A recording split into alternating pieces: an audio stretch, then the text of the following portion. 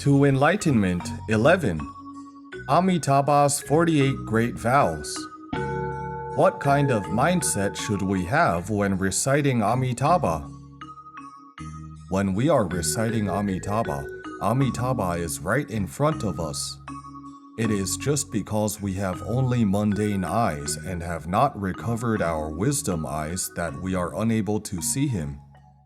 Amitabha is standing right in front of us and we do not see him. When will we see him? We will see him when the time of causes and conditions are in place. We will undoubtedly see him at the time of approaching death. So we should recite Amitabha regularly with a respectful heart. Regard Amitabha as standing right in front of us. We should recite in such a way, reciting his name meticulously every time. In this 7-day retreat, we must recite Amitabha meticulously, smoothly, and properly. We must not recite without intention. Having wandering thoughts while reciting, this is bogus, not down to earth. This means that you have brushed aside Amitabha, right? Reciting the name of Amitabha brings out all his virtues.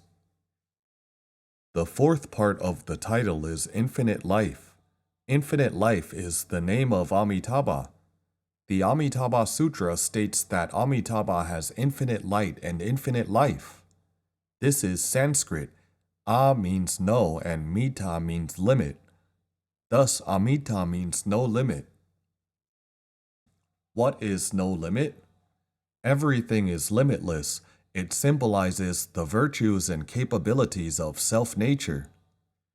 The sixth patriarch of Zen Buddhism, Huineng, after his enlightenment and seeing the self-nature, said, "What a wonder that self-nature is indeed intrinsically self-sufficient." Self-nature essentially contains all dharmas. It is a complete perfection, not having the slightest insufficiency at all. Thus it is called infinite. In the Amitabha Sutra, it is symbolized by infinite light and infinite life. Light represents space while life represents time. When talking about time and space, they include all. All are infinite, including your merits, your compassion, your purity, your expediency, and the adornment of your circumstantial and personal rewards. All are infinite and boundless. Amitabha represents this meaning. Therefore, Amitabha is the virtuous name of self-nature, signifying infinite. When we recite the name of Amitabha, it is reciting our own self-nature. Ancients said, calling one's name will bring out his virtue. This connotes that a name will induce the virtue that it stands for.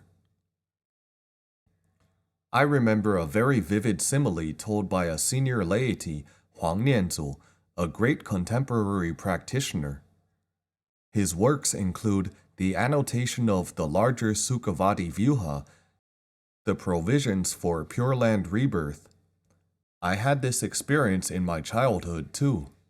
It was like what my grandfather did for his sons, my uncles, building houses for them before they got married.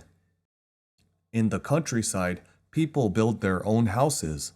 They build frames for workers to stand on and then they lay bricks up one by one.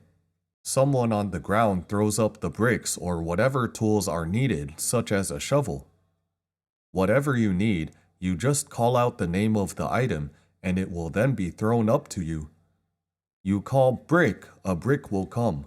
Call shovel, the shovel will come.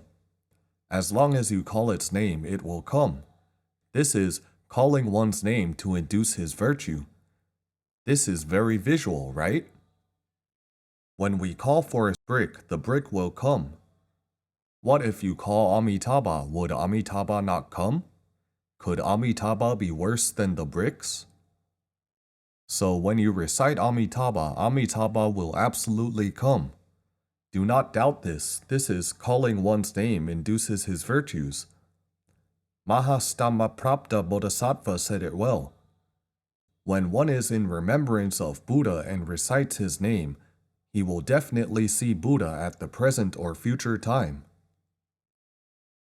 Reciting and in remembrance of Buddha, one becomes a Buddha. When reciting, you must regard Amitabha as standing right in front of you. With this mindset, each recitation goes out from your mouth through your ears, then into your heart.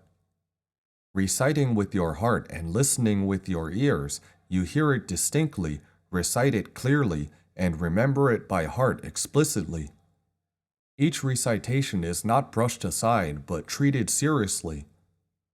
With this kind of reciting, every recitation has immeasurable merits. Manjusri Bodhisattva said it well. The name of Amitabha includes the consummate merits of all Buddhas in 10 directions. So being able to recite this name of Amitabha, we have obtained the complete merits and virtues of all Buddhas in 10 directions. This is not a joke. The consummate merits of all Buddhas in 10 directions, we have obtained them all without the effort of blowing off dust. We obtain it simply by reciting Amitabha. As such, if we do not recite it conscientiously, it is too silly. It is like letting this great opportunity of cultivating merits slip by. So we should recite every Amitabha meticulously because it contains boundless merits in each recitation. The infinite life here in the title of this sutra represents the noumenon of the eternal Dharmakaya of Tathagata. This infinite life is eternal immortality, referring to our own Dharmakaya, Dharma body. It is the self-nature. This self-nature is our intrinsic nature, and it is called Dharmata or Tathata in Sanskrit.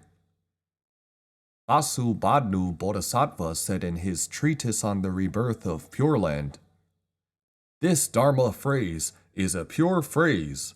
This pure phrase is the genuine wisdom, and it is the asamtra Dharmakaya.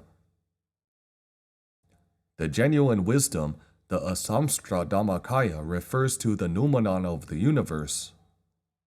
All things belong to this noumenon, which is also called the Dharmakaya, Dharma body.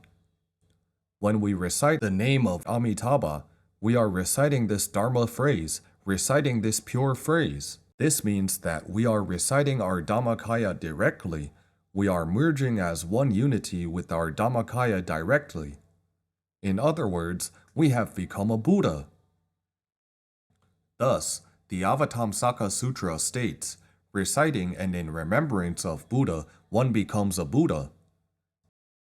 This merit is inconceivable. If you genuinely understand that by reciting Buddha one becomes a Buddha, would you still not recite Amitabha? Would you still waste even 1 second? Not wanting to waste even 1 second, your recitation of Amitabha will then be uninterrupted.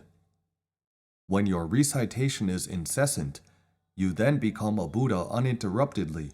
You become a Buddha within your every thought. So this infinite life represents such consummate merits of self-nature. Our reciting heart is intrinsically a Buddha's heart. It is self-nature.